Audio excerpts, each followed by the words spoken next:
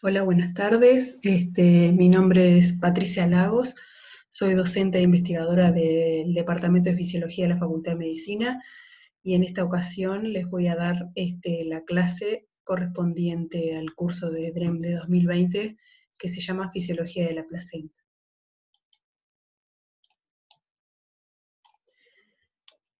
En esta clase los contenidos que vamos a ver van a ser los siguientes. Al principio vamos a hablar en general sobre las adaptaciones generales y uterinas al embarazo. Posteriormente vamos a hablar de la importancia de la actividad reproductiva y de la placenta, o sea, en esta actividad reproductiva.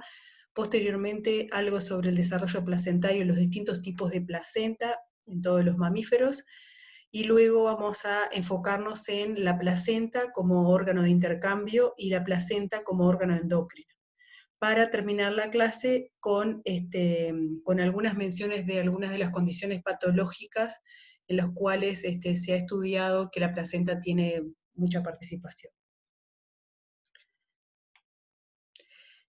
Bueno, vamos a dar un breve repaso sobre algunas de las adaptaciones que suceden en el embarazo. Entonces, durante el embarazo, en este caso hablando específicamente de los seres humanos, ocurren diferentes modificaciones fisiológicas que son debido a que al efecto del crecimiento del feto, al aumento del tamaño del útero y al desarrollo de la placenta. Y como ustedes ya vieron en clases anteriores o han estudiado, muchos son los sistemas fisiológicos que van a modificarse durante el embarazo. Entonces vamos a tener modificaciones a nivel de la madre, en el sistema cardiovascular, respiratorio, sistema renal, gastrointestinal y también el sistema endocrino, ¿sí? ¿Cuáles son principalmente, por qué, digo, suceden estas modificaciones fisiológicas? Porque el objetivo, ¿cuál es? El de la madre, es obtener los sustratos adecuados para el desarrollo y el crecimiento fetal en en su rendimiento óptimo, y también se necesita eliminar los residuos del metabolismo fetal y materno, por eso se aumentan y se modifican todos los sistemas fisiológicos, y por otro lado también se debe asegurar al organismo materno para que continúe con una función fisiológica normal cuando esa mujer está embarazada. En el útero específicamente, entonces, hablando en esta etapa particular, que es el embarazo, ¿cuál es la adaptación uterina mayor? Bueno, hay una formación, obviamente, de una interfase materno-fetal, y cuál es la respuesta del útero frente a estas modificaciones que están sucediendo. Bueno, por un lado, el útero se prepara para recibir al blastocisto, ¿sí? Que es lo que se va a formar luego de la unión del espermatozoide y del óvulo, ¿sí? Luego se va a formar el blastocisto, que es el que se va a producir, se va a pegar, digamos, el endometrio, y se va a producir lo que se denomina, y ustedes ya lo vieron en las clases de histología, embriología, la desidualización endometrial. Por otro lado, también en el útero, ¿qué va a suceder? Va a haber una remodelación vascular placentaria, y vamos a ver que en esa interfase materno-fetal vamos a ver que se han estudiado y se sabe que hay una composición de células inmunes maternas en esta interfase que también ayudan a la implantación de ese blastocisto y a la formación del embrión y posteriormente la formación de la placenta, ¿sí? Y es muy importante destacar que, como en todos los temas que ustedes ya han estudiado a lo largo de su carrera de medicina, son muy importantes todas las investigaciones científicas que hay debajo de estos conceptos, ¿sí? Y muchos modelos que se han utilizado con ratas y ratones para el estudio de estas adaptaciones uterinas al embarazo, a partir de las cuales, por ejemplo, se estudian y se saben muchas de las cosas básicas que nosotros les estamos comentando, pero además se han estudiado y se han implantado determinados modelos de algunas de las patologías que pueden suceder en la placenta y que pueden obviamente influir en el crecimiento de ese feto a lo largo de sus 9 meses de gestación. Bueno, acá una cosa me pareció relevante, importante, que puede ser que les parezca particular, es que, bueno, que para que nosotros como seres humanos existamos, tienen que suceder un montón de sucesos, tiene que pasarse, ¿está?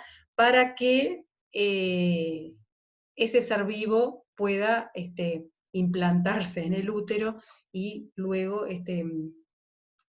nacer. Entonces, bueno, está desde lo que ustedes ya han visto a lo largo de todo el curso, desde la cópula, o sea, ustedes imagínense que cada ser humano es un ser único, ¿no? Entonces, ese ser único que ¿de dónde proviene? Bueno, de que hubieron, imagínense, nuestros padres, que ocurrió la cópula, luego que ambos tenían células germinales adecuadas, luego que se encontraron en el útero un óvulo específico y un espermatozoide, que ocurrió la fecundación, que luego de ocurrir la fecundación ocurrió el crecimiento de esa sumatoria de los dos, el óvulo espermatozoide, se formó la mórula, el blastocisto, luego ese blastocisto se implantó en un lugar determinado del útero, que tiene que ser ese lugar específico, y en un momento adecuado también de la fisiología de ese útero, y que luego ese blastocisto produjo una invasión hacia adentro del endometrio de ese útero por fusión, que ahora vamos a ver algunos de esos mecanismos, y que posteriormente, haberse implantado, bueno, ocurre la formación de la placenta, que es lo que nosotros vamos a hablar. Pero esto es simplemente para hacerle un pantallazo general, para denotar la importancia y, bueno, y digamos lo únicos que podemos ser los seres humanos, que tiene que suceder todo eso para que el blastocisto, que luego va a dar lugar al feto y al embrión, se implante, se forme la placenta y ocurra todo el resto de la gestación. Bueno, acá es simplemente esta diapositiva que es tomada de una clase de histología de la doctora Rebeca Chávez, de histologías, los cuales se muestran, y ustedes ya lo deben tener, el proceso de implantación, ¿sí? Desde que tenemos el blastocisto en las que están formado por la zona pelúcida, luego pierde esa zona pelúcida, se produce la posición en las células del endometrio, se adhieren esas células, ¿sí?, al endometrio, y luego se produce la invasión del trofoblasto y, bueno, la inserción, digamos, de ese blastocisto en la pared endometrial, el endometrio en el sector donde está receptor para ese blastocisto, ¿sí? Bueno, la placenta específicamente, ¿a partir de cuándo se desarrolla? Bueno, aparece obviamente en los mamíferos placentarios, y como ustedes saben, los mamíferos derivamos de las aves y reptiles, y bueno, y en la evolución, digamos, de la placenta tenemos que se formó a partir de tejidos dentro del cascarón de los huevos de los aves y reptiles, y posteriormente, bueno, empezaron a producirse otras modificaciones en los mamíferos que dieron lugar a la aparición de la placenta. La placenta proviene su nombre del latín, que significa torta plana, ¿tá?, que es lo que, por ejemplo, específicamente está más que nada en los mamíferos como en los seres humanos, ¿sí? ¿Y qué tiene de particular la placenta? Que es un órgano muy complejo y es efímero o transitorio en los mamíferos placentarios, o sea que solamente aparece en determinado momento de la vida, digamos, y en condiciones adecuadas, ¿tá? Y específicamente más que nada, en las hembras y en el ser humano, únicamente en las hembras, ¿sí?, de nuestra especie. ¿Por qué es tan importante esa placenta? Porque el feto, ¿sí?, va a depender totalmente de la placenta para sobrevivir. Por eso es muy importante la vida intrauterina y, bueno, y cómo se cuide ese embarazo para que ese feto, ese embrión crezca sano y adecuadamente, y que la placenta también se desarrolle en forma adecuada durante todos los 9 meses de gestación.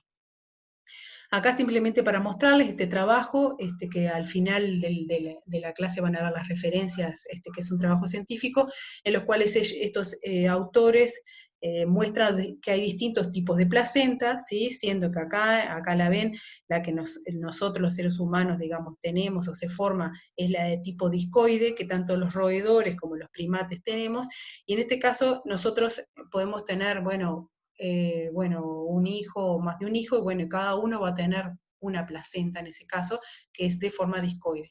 Sin embargo, en otros mamíferos es diferente, se muestran diferentes formas, por ejemplo, en el caso de los cerdos es forma difusa, como ven, cada uno de estos puntitos serían los lugares de comunicación que tenemos entre el útero y el embrión. En los rumiantes es del tipo cotiledonia, porque son varios puntitos, pero de mayor tamaño, y en los perros y en los gatos se ha visto que tiene una característica zonal, solo en un sector de todo, digamos, del útero que se va a formar esa placenta. Otra cosa importante también con respecto al desarrollo de la placenta, acá hay distintos tipos de interacción entre los tejidos, ¿tá? Entre el citiotrofoblasto y el citotrofoblasto, ¿sí? Como ustedes ya lo vieron en las clases de histología anteriores.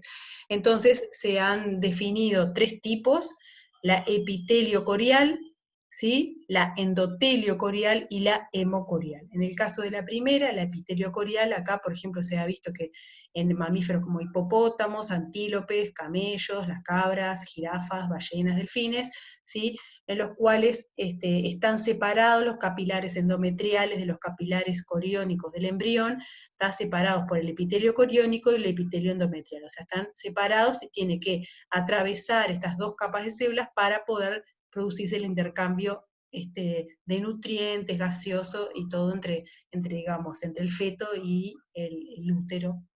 En este caso es la formación de la placenta.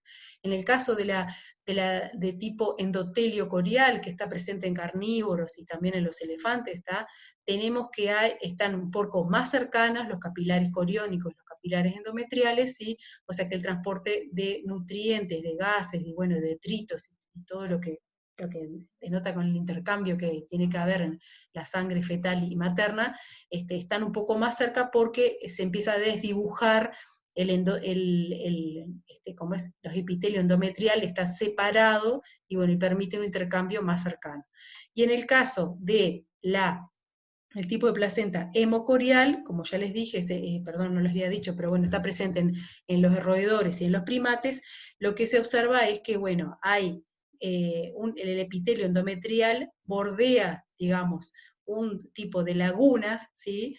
Donde se intercambia en forma más cercana con los capilares coriónicos, todo lo que ya mencionamos y vamos a hablar en el resto de la clase, que son los nutrientes, detritos, gases, hormonas y otras cosas más, ¿sí? Bueno, entonces, nosotros tenemos un tipo de placenta hemocorial. Bueno, y acá simplemente para mostrarles también otro esquema tomado de la clase de mi colega, de Rebeca Chávez, de histología, en los cuales se ve también en este dibujo claramente, se muestra acá el epitelio endometrial y cómo las células trofoblásticas van entrando, digo, el citiotrofoblasto se forma y va entrando dentro del endometrio, y bueno, y acá se está formando el embrioblasto, simplemente, y acá se muestra dónde estaría insertándose ese blastocisto en la pared endometrial. Bueno, la formación de la placenta, digo, cuando hablamos de esa invasión del trofoblasto hacia el endometrio, se ha visto que es muy importante la fusión de las células, luego hay una proliferación masiva, también una generación de nuevos capilares vasosanguíneos, la angiogénesis, también se desarrolla una tolerancia inmunológica local porque, bueno, el blastocisto vendría a ser como un tejido extraño, ¿sí? Aunque es formado de parte de la madre y parte del padre, o sea, de ambos, de óvulo y espermatozoide, sería para el endometrio un tejido extraño que se está insertando ahí en esa capa de tejido. Bueno, pero se produce, digo, varias cosas importantes, como por ejemplo la tolerancia inmunológica local. Y bueno, y también hay otra cosa importante, es que esas células, luego que se fusionan con las paredes del endometrio, sobreviven un determinado tiempo, se puede hacer como una trayectoria, digamos, de esas células que vinieron del blastocisto, que continúan siendo parte del endometrio y luego, bueno, de la placenta en sí. ¿Tá? Y bueno, y acá hay varios trabajos importantes, algunos de ellos, como les muestro en los cuales vieron que hay una herencia genética de retrovirus, o sea, que hay proteínas específicas que están en el citiotrofoblasto, que se llaman la sincitina 1, 2, F3M también, que provienen, esas proteínas provienen de retrovirus, porque son proteínas de reconocimiento de las cápsides virales que están presentes en nuestro genoma y en la placenta. O sea, ¿qué significa esto? Que en la evolución se insertaron en nuestro genoma y luego cumplieron funciones similares a las que cumplen cuando están en las cápsides virales, ¿tá? De fusionarse con otras proteínas de otras membranas y, bueno, y ser parte de esas proteínas y llevar, digamos, su contingente genético en el caso de un virus, ¿no? Bueno, se ha visto que una de estas proteínas, la sincitina 1, se expresa en el citotrofoblasto y en el citotrofoblasto, y también en arterias uterinas espirales. Y este es uno de los genes involucrados en que se diferencia el citotrofoblasto, que venía del blastocisto, a sincitotrofoblasto, por medio de eventos de función célula-célula. O sea que se ha visto que es muy importante para que se fusionen en esas células y sean parte luego de lo que va a formar la placenta. Acá en este caso estoy mostrando, siguiendo con la clase, bueno, cómo se va dando esas modificaciones, ¿sí?, a lo largo del citotrofoblasto, en la decidua basal del útero, ¿sí?, y bueno, y cómo ese citotrofoblasto penetra el citotrofoblasto, ¿sí? Acá también, es de la misma clase, en los cuales vieron cómo se van formando las lagunas, esas que yo les mostré al principio, y bueno, se va formando el espacio intervelloso, ¿sí?, que sería como él evoluciona hacia una placenta más madura. Bueno, la placenta en los mamíferos, como ya les dije algunas características, bueno, es del tipo vellosa, digo, se forman esas vellosidades que dijimos anteriormente, es de forma discoide, es decidual, hemocorial, ya les mencioné, y es coriolantoidea. Y bueno, y ahí suceden, bueno, muchos procesos importantes fisiológicos, como el intercambio de sustancias, como nutrientes, gases, hormonas, productos de desechos, también pasan drogas, ¿sí?, y no excluye, o sea, ¿qué quiere decir? Que no tiene filtros para pasaje de algunas drogas, por ejemplo, como el alcohol, la nicotina, las drogas, algunos virus, metales pesados, pueden atravesar la placenta y llegar al embrión. Por eso, volviendo a lo que dije en una de las partes anteriores de la clase, es que es muy importante el cuidado durante el embarazo de la madre y de lo que consume, del tipo de alimentación, bueno, que sea lo más sano posible, porque todo eso le va a transmitir al feto, o sea, no todo, pero gran parte de las cosas malas, digamos, como atraviesan la barrera placentaria. También tiene, entonces, la otra función importante, además del intercambio de sustancias, es también las funciones endócrinas y metabólicas, ¿tá? Entonces va a sintetizar varias de estas, varias hormonas, como la gonadotrofina coriónica humana, lactógeno placentario humano, estrógenos y progesterona, que vamos a hablar un poco en detalle más adelante. La morfología macroscópica, como dijimos, es discoide, ¿sí? Y acá se ve una placenta humana, acá en relación al tamaño de la mano del cirujano, del ginecólogo. Acá se muestra cómo hay esa interrelación, digo, acá están la arteria y la vena umbilical, ¿sí?, que van a formar parte del cordón umbilical, que es también es parte de la placenta, y es digamos, como el cable de conexión entre la placenta y el embrión. Tiene aspecto, ya dijimos, discoide, 20 centímetros de diámetro más o menos, pesa más o menos un medio kilo, y tiene unos 2,5 centímetros de espesor cuando está maduro, o sea que cuando se produce el parto. Acá también se ven en una ecografía, acá se ve el feto, y esta es parte de la placenta, ¿sí? Y bueno, y lo que se ha visto por ecografías es que, bueno, está en la semana 22 de gestación, que también ustedes deben saber, digo, que se mide el espesor de la placenta aumentado semana a semana, o bueno, cuando se hacen obviamente los controles ginecológicos, debe aumentar 1 milímetro por semana, y al finalizar la gestación no debe exceder los 40 milímetros de espesor. Bueno, hablando primero entonces de las funciones de intercambio de la placenta, hay muchas variables que determinan el intercambio. O sea, ¿qué significa esto? Que dependiendo de esas variables va a ser que esa sustancia se intercambie o no, y en qué concentración, en el curso temporal, y bueno, y a lo largo de toda la gestación también puede haber variaciones en ese intercambio, ¿sí? Entonces, ¿cuáles son las variables importantes? La concentración de esa determinada sustancia en el plasma materno, ¿tá? Porque acá el intercambio más que nada, cuando hablamos de esto, es tipo el pasaje desde la madre hacia el feto. Luego, el flujo de sangre materna, que es entre unos 500 a 700 mililitros por minuto, siendo que el flujo de sangre fetal es de 150 a 400 mililitros por minuto. Después tenemos el área disponible para intercambio, que en el caso de la placenta pueden ser entre 11 a 14 metros cuadrados, dependiendo de la madurez de esa placenta. Luego también otra variable que influye en la cantidad de esa sustancia que es metabolizada en sí por la placenta, porque se produce metabolización, y también otro factor importante es la distancia que haya entre la sangre materna fetal, como vimos que era el tipo hemocorial, que está mucho más cercana que los otros tipos de placenta en otros mamíferos. Bueno, ¿cuáles son las características de los solutos que influyen en el transporte a través de la membrana? Bueno, por un lado, obviamente, el tamaño de esa molécula.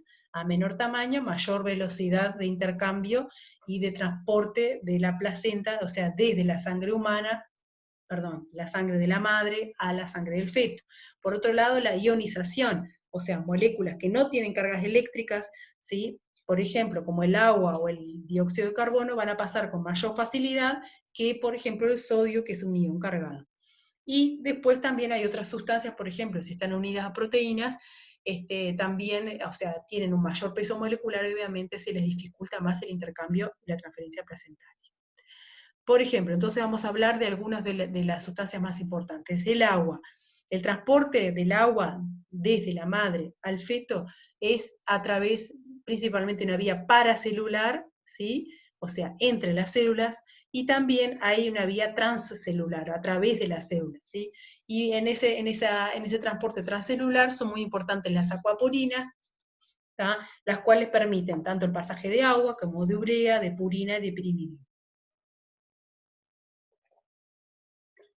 Y también, además de las acuaporinas, también puede haber un transporte de difusión a través de la bicapa lipídica.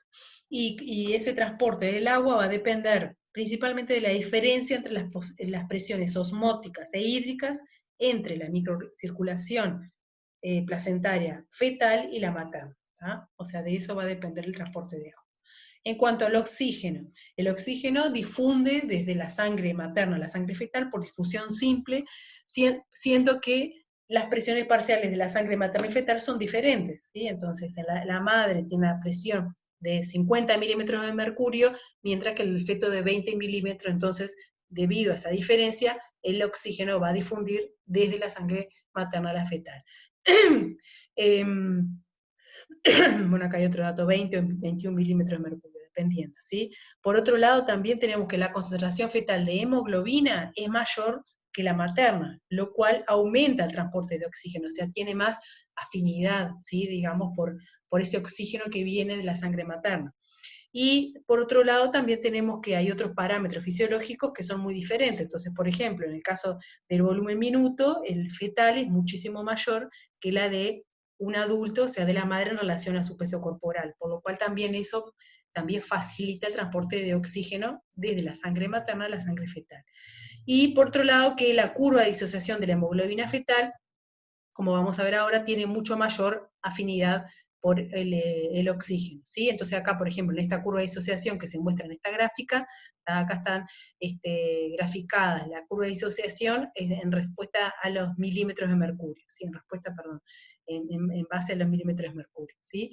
Y tenemos que la P50, que sería esta, ¿sí?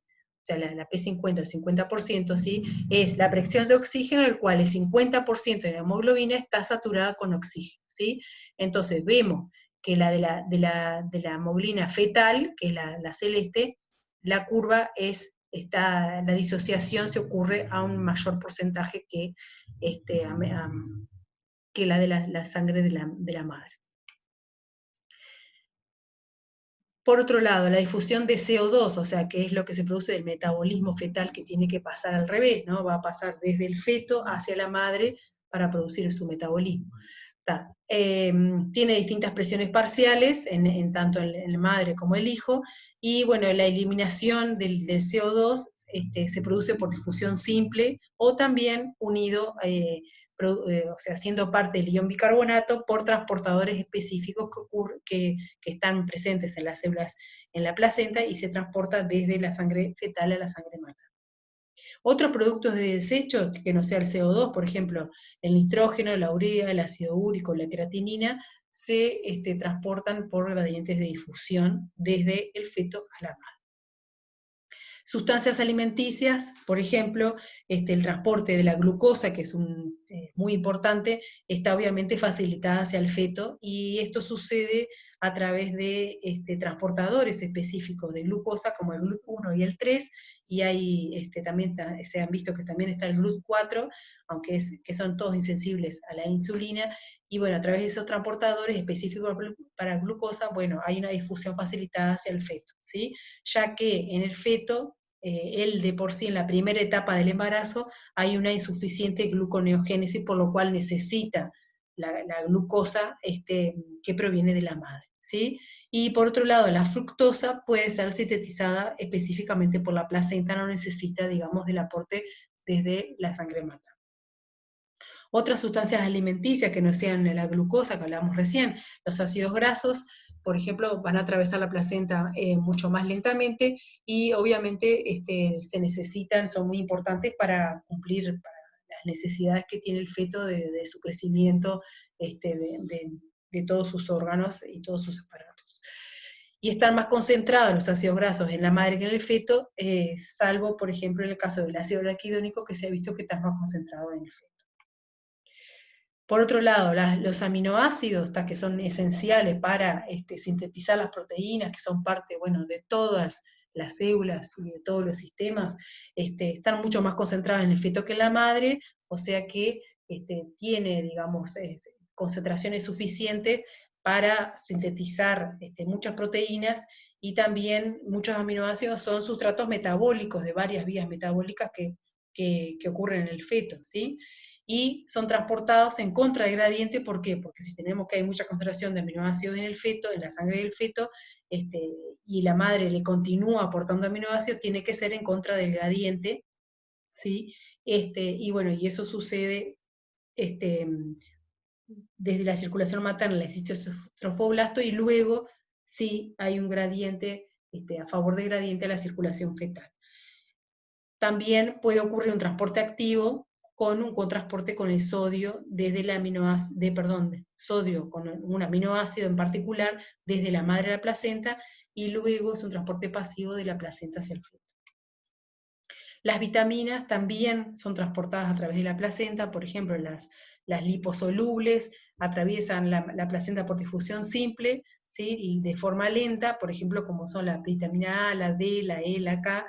Las hidrosolubles, como ejemplo la vitamina B y C, están más concentradas en el plasma fetal, y se produce un transporte activo de la madre al trofoblasto, y luego una difusión pasiva del trofoblasto a la circulación fetal, ¿sí? Como que hay esa fase intermedia, ¿no? Que sería madre, en la placenta, y luego en el feto. Los iones, que son muy importantes también para todo el metabolismo fetal, para un montón de reacciones metabólicas, como el sodio, se producen a través, se filtran y llegan a la placenta y al feto a través de un transporte transcelular y paracelular.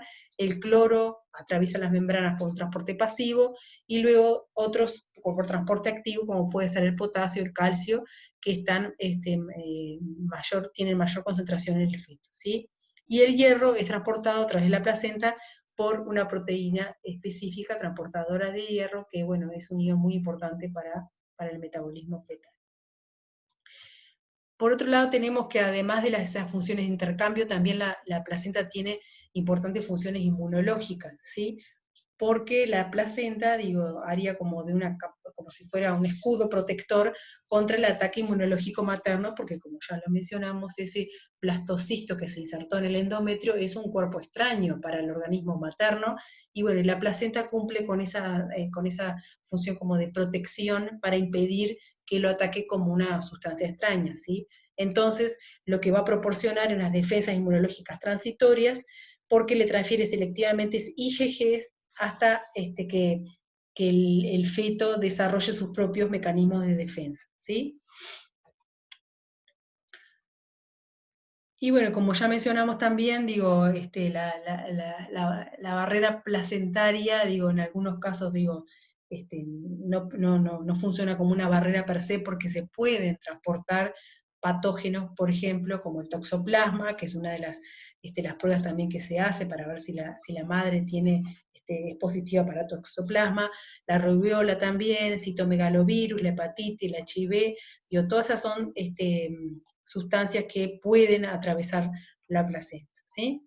Las drogas también, por ejemplo, como los sedantes y los analgésicos, también atraviesan la barrera placentaria, antibióticos, diferentes toxinas y las sustancias radiactivas, y, por ejemplo, gases anestésicos o el alcohol pasan libremente y de forma rápida a través de la barrera,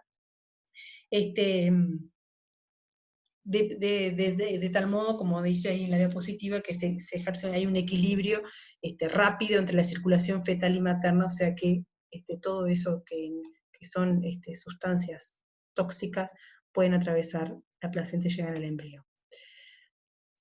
El monóxido de carbono también atraviesa la placenta y la permeabilidad es similar a la del oxígeno, y se ha visto que, bueno, que en los fumadores, por ejemplo, si las madres son fumadoras, se ha encontrado que un 10% de la hemoglobina, combinada con el monóxido de carbono, puede atravesar la placenta y lleva que la curva de saturación de la hemoglobina hacia la izquierda, o sea que demora más en disociarse la hemoglobina del monóxido de carbono, impidiendo su uso para los tejidos fetales.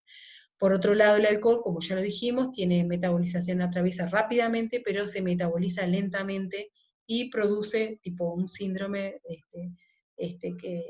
que produce malformaciones faciales y retraso mental en los embriones y en los niños. Luego nacen con esos retrasos, que es crítico, por ejemplo, en el primer semestre. Y bueno, por ejemplo, hay una sustancia, una droga llamada talidomida, que se usa para impedir las náuseas, digamos, en el primer trimestre de embarazo, que es muy tóxica y no se debe usar porque puede producir ese síndrome alcohólico con esas malformaciones que mencionaba. Bueno, y ahora hablando de las funciones endócrinas de la placenta, porque la placenta, además de, que ya dijimos que es un órgano de intercambio, ¿no? Que dijimos que también es un órgano que tiene funciones inmunológicas, también tiene funciones endócrinas, es un órgano endocrino, ¿sí? Por lo cual denota toda la importancia que tiene al ser, o sea, todo el organismo, o sea, la interacción madre y feto que se produce por esa interacción, se produce la placenta, qué importancia que tiene el estudio de la placenta, porque es ese órgano efímero que luego va a ser descartado, ¿sí? Que luego va a producirse nuevamente cuando ocurra nuevamente un embarazo. Bueno, entonces las funciones endocrinas, tenemos que se produce la biosíntesis, el metabolismo y el transporte de colesterol, de hormonas sexuales y de glucocorticoides en la placenta, ¿sí? ¿Cuáles son las hormonas producidas por los tejidos intrauterinos? Que no solo en la placenta, también el corión y el amnios. La hormona liberadora de gonadotrofina, la GnRH, el factor liberador de corticotrofina, el CFR, oxitocina, vasopresina, progesterona, estrógenos, leptina y grelina, ¿tá? Y de algunos de ellos vamos a hablar ahora a continuación. Entonces, ¿cuáles son las concentraciones hormonales plasmáticas durante la gestación? Entonces, acá en esta gráfica están mostradas concentraciones plasmáticas de las diferentes de estas 4 hormonas que vamos a hablar ahora, en relación a las semanas del embarazo, ¿sí? Están un poco clarito acá, pero bueno, lo van a llegar a ver si agrandan un poquito la figura. Tenemos, por un lado, el lactógeno placentario humano, o también denominado somatomamotrofina coriónica, que aparece un poco tardíamente después de la semana 10 de embarazo, aumenta progresivamente hasta que alcanza sus niveles máximos al nacimiento en la semana 40 de gestación, ¿sí? Tiene efectos en el metabolismo materno y asegura el pasaje de nutrientes al feto. La otra hormona, la gonadotrofina coriónica, es muy importante para mantener el cuerpo lúteo funcionando, porque el cuerpo lúteo es el que va a producir progesterona y estrógenos hasta que la placenta pueda sustituirlo de cierta forma, produciendo esas hormonas. Y como ven acá, aumenta sus concentraciones desde el inicio, de la fecundación, ¿sí? Del implante de ese blastocisto en el endometrio, tiene un pico entre la semana 5 y luego se mantienen determinadas concentraciones hasta el embarazo, ¿sí?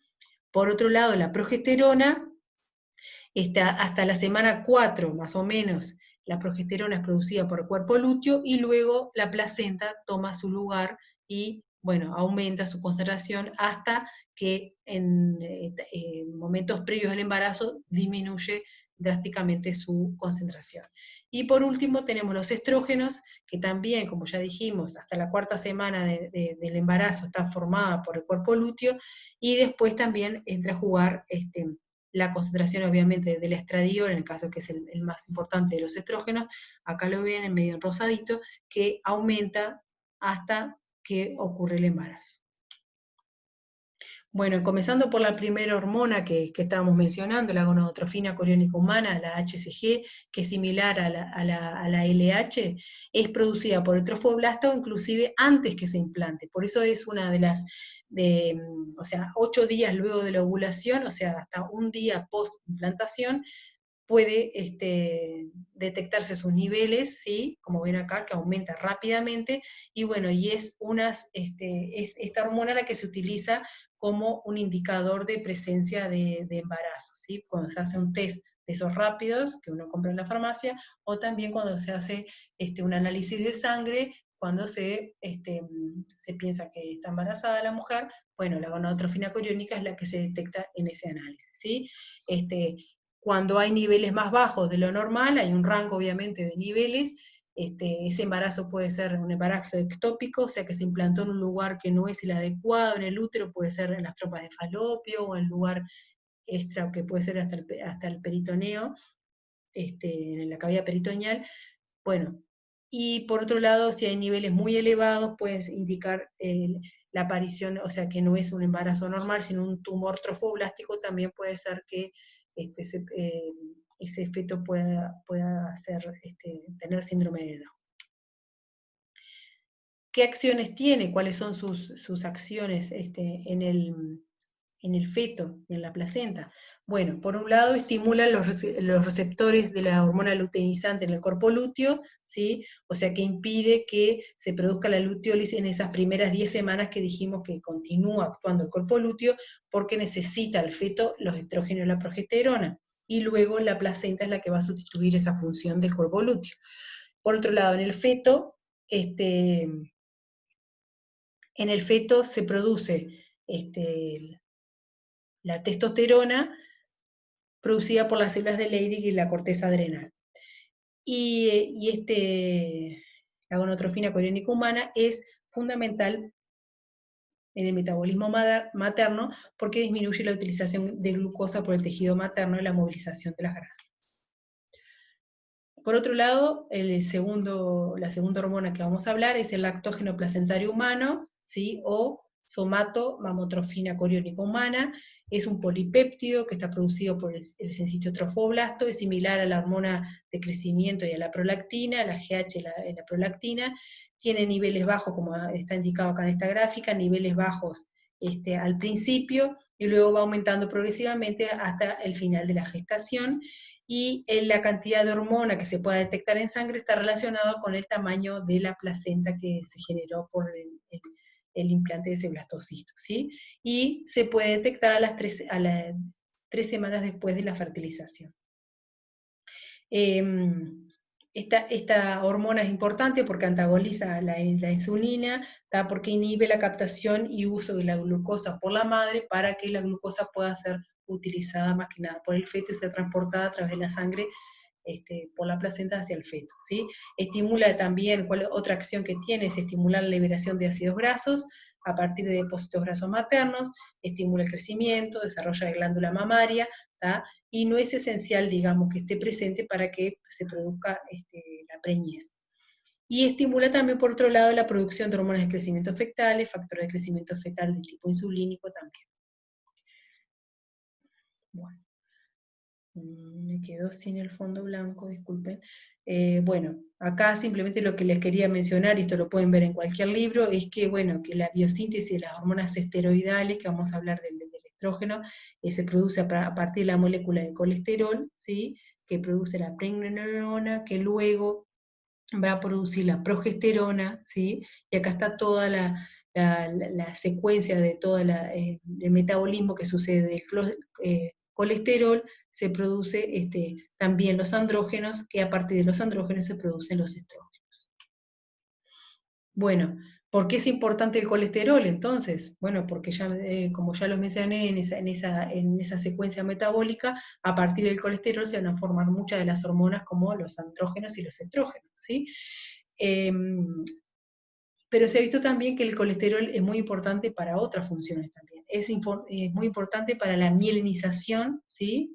Es activador de una vía molecular muy importante para el crecimiento y el desarrollo del feto. Es indispensable la presencia y la concentración de colesterol para el patrón y desarrollo del sistema nervioso del feto. Y se ha visto que la placenta necesita más de 1 gramo de colesterol para el crecimiento de todos los tejidos, tanto de la placenta como del feto, ¿sí? Y se necesitan hasta 400 miligramos de esteroides sexuales sintetizados a partir del colesterol por día, ¿sí? Para que ese feto crezca de forma adecuada y crezca y se desarrolle.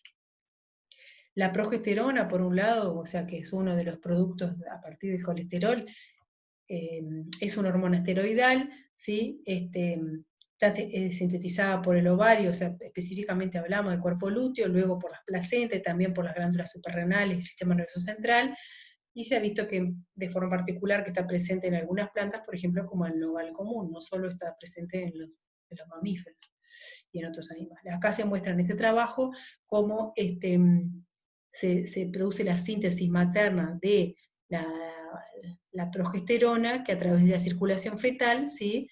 Se produce también, se puede producir más progesterona y que tiene que ver en la corteza adrenal y que van a influir en el desarrollo principalmente del sistema nervioso central del feto, ¿sí? Tiene efectos tanto autócrinos como parácrinos, es muy importante la receptividad uterina, y bueno, y acá mencionamos ya de vuelta que la progesterona producida más que nada por el cuerpo lúteo, y es muy importante la concentración de progesterona, esa que ya vimos en la primera gráfica, para el mantenimiento del embarazo, la implantación del blastocisto, y la preparación ya más al final del embarazo, del segundo o tercer trimestre, de las glándulas mamarias para una lactancia adecuada, ¿sí?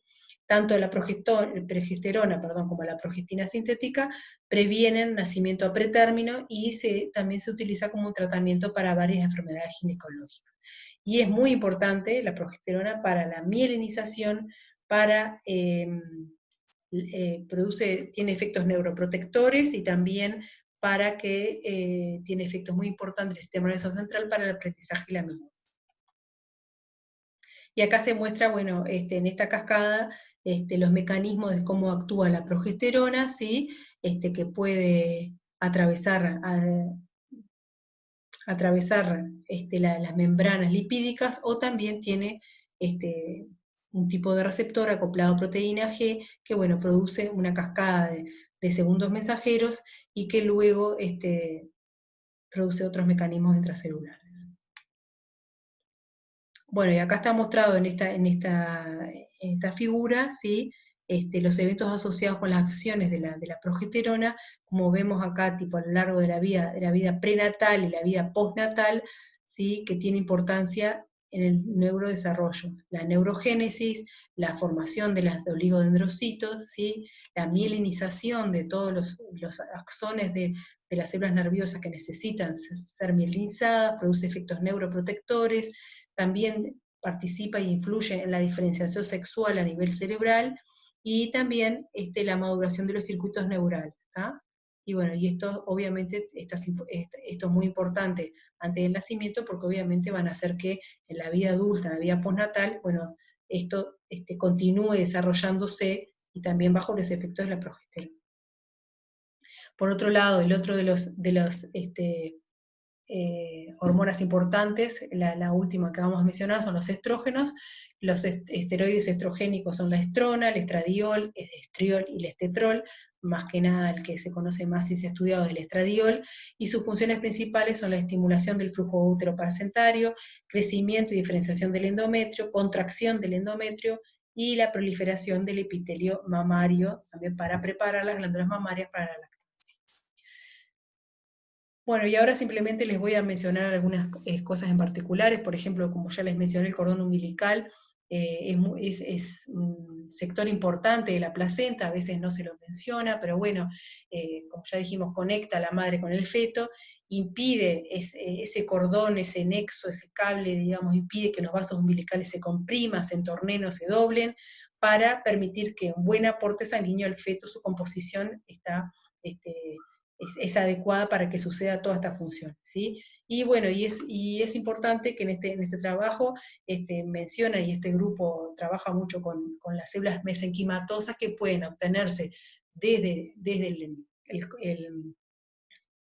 el cordón umbilical, porque tiene células madres multipotentes que se pueden transformar en diversas células cuando se las extrae del cordón umbilical, se las pone en cultivo con condiciones adecuadas, tróficas, de nutrientes, aporte de oxígeno, etc. Se ha visto que se pueden transformar en adipocitos, osteocitos, condrocitos, neuronas y hepatocitos, lo cual abre una brecha de investigación y de terapéutica muy importante, la utilización de las células mesenquimatosas provenientes del cordón umbilical, ¿sí? Bueno, y por último, para esta clase, como ya les mencioné, voy a hablar de algunas de las muchas condiciones patológicas que pueden estar relacionadas con que, que la placenta no funcione bien. Entonces, una de esas es la preeclampsia, que ustedes ya la deben haber escuchado alguna vez, también el síndrome de Down, diabetes gestacional y la neoplasia trofoblástica gestacional.